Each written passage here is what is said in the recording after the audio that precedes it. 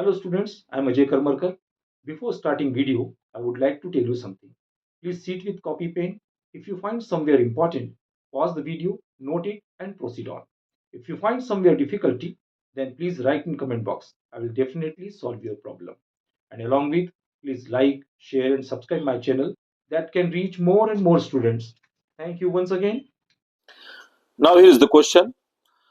In the arrangement shown in the figure, the mass of the block capital A is small m and that of the pulley system capital B is capital M. The moment of inertia of the pulley system about its axis is I and the radii of the pulley are capital R and 2R. The acceleration of the block A after the system is released is.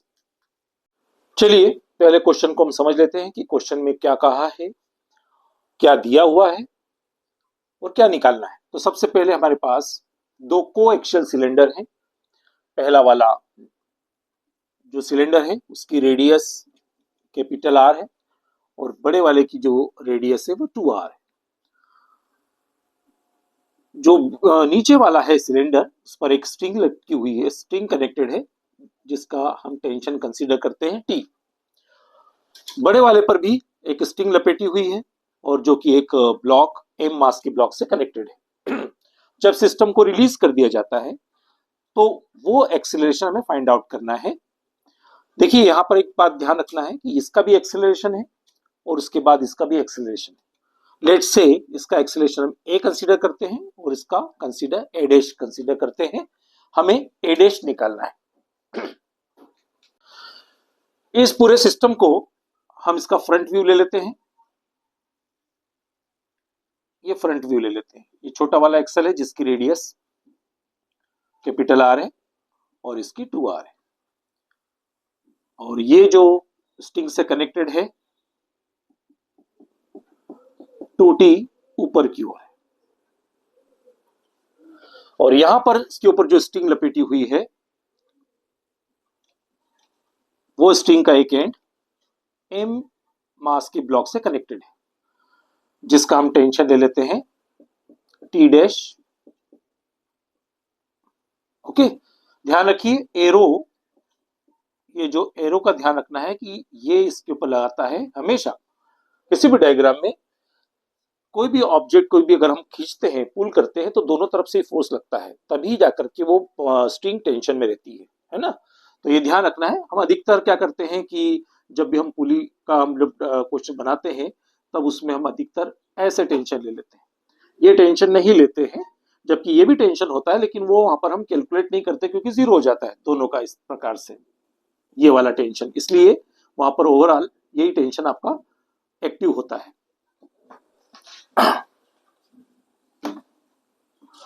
अब यहां पर सबसे पहला और इसका जो मास है वो कैपिटल एम है, mg वेट है। तो mg और t डैश इसकी भी डायरेक्शन और इसकी भी डायरेक्शन दोनों की नीचे डाउनवर्ड डायरेक्शन है। तो mg प्लस t डैश और इसमें से माइनस होगा 2t। क्यों माइनस होगा? क्योंकि पूरा सिस्टम रिलीज किया जा रहा है, पूरा सिस्टम नीचे की ओर आ रहा है। तो इसका मतलब कि ये जो दो फोर्सेस हैं वो बड़े हैं, ये फोर्स कम है, तो इनका ओवरऑल जो एक्सेलरेशन होगा वो एम ए होगा। इसका एक्सेलरेशन ए और इसका एक्सेलरेशन ए डैश है। ओके, तो ये हो गई आपकी फर्स्ट इक्वेशन।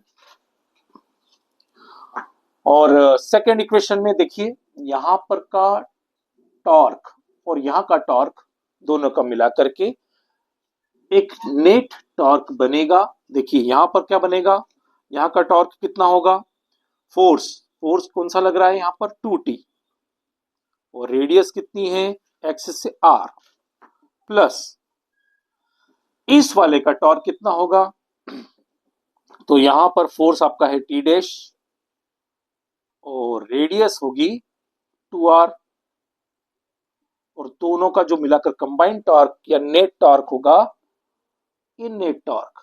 ओके, तो ये कितना हो गया 2tr plus 2t dash r is equal to, और टॉर्क और मोमेंट ऑफ इनर्शिया का क्या रिलेशन है, आई अल्फा। ओके, तो आपकी ये हो गई आपकी सेकेंड इक्वेशन।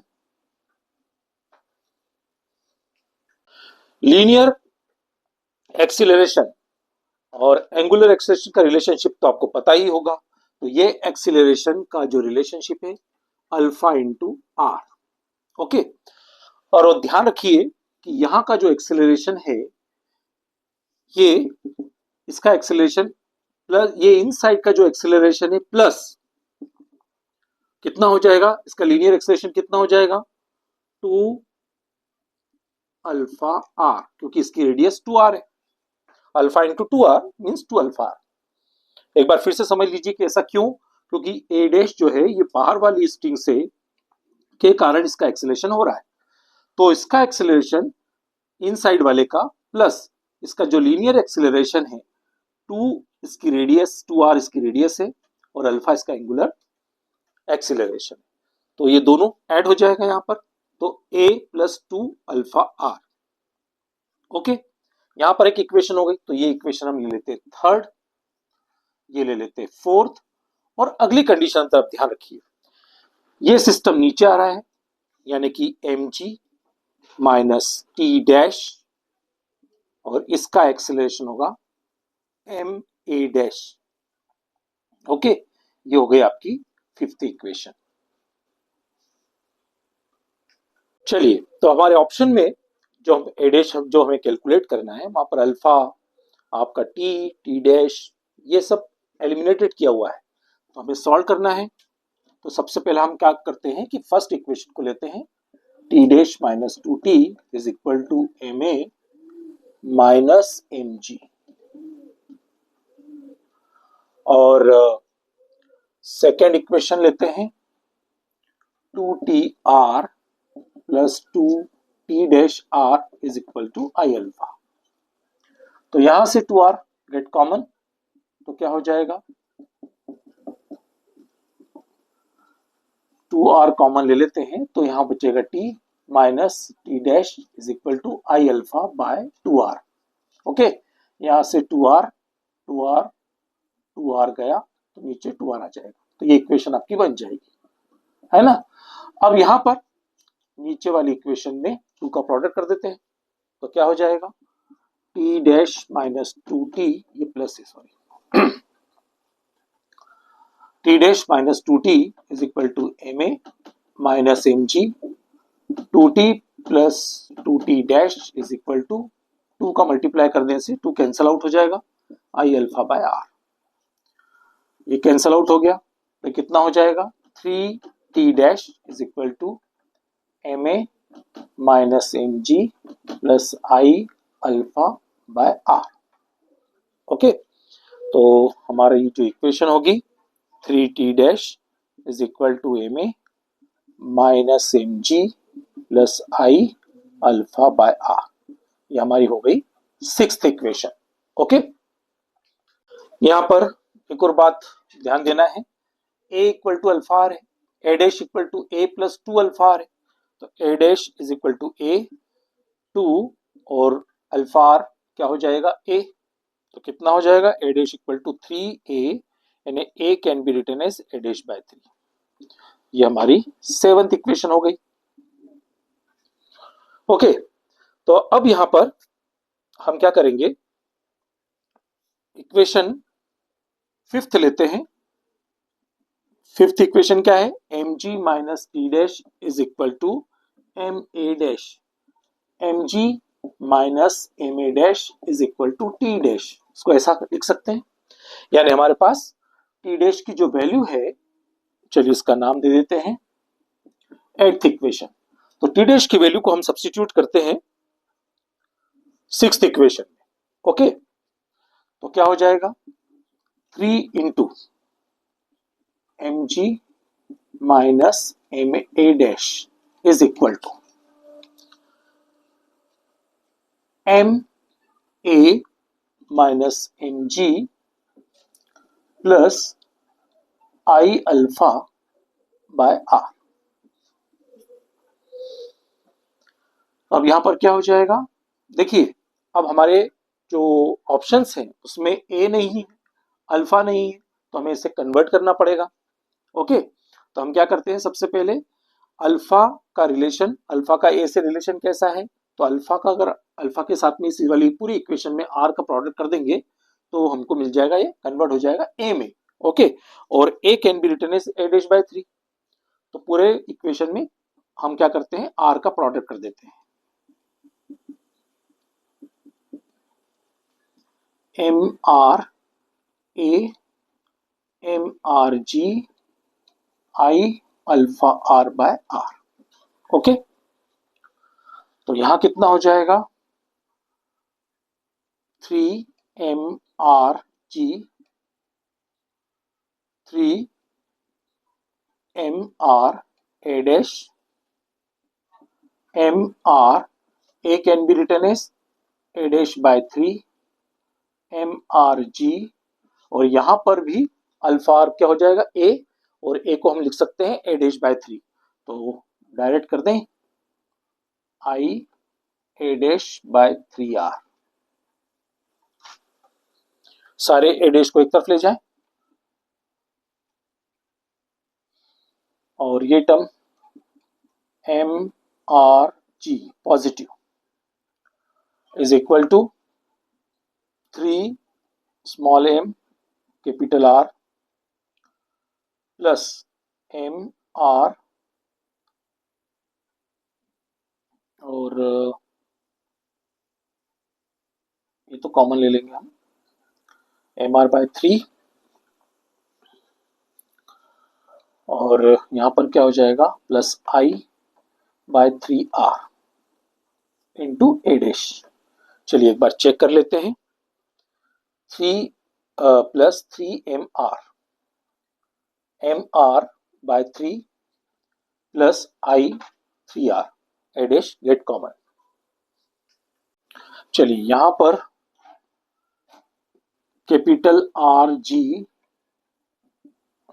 R और G कॉमन ले लिया, 3M plus capital M,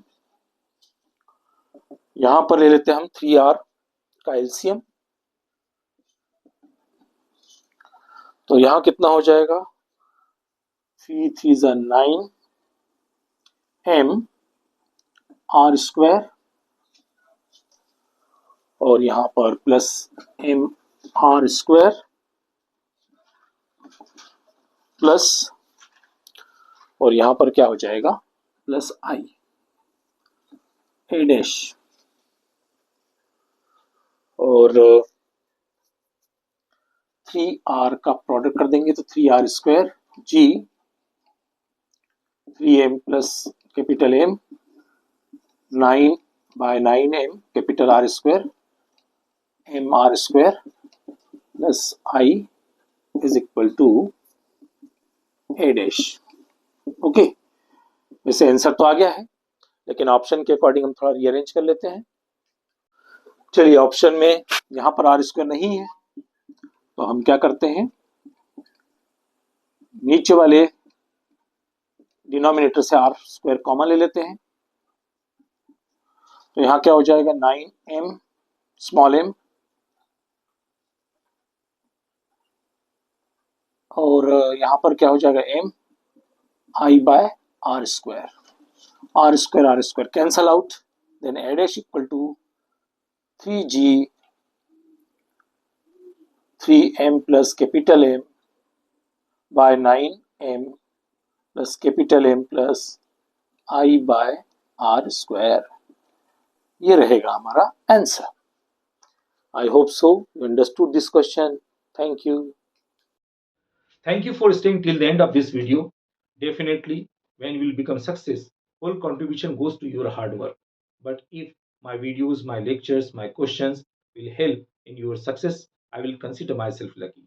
Please like, share and subscribe my channel that can reach more and more students. Thank you once again. Take care. Bye bye.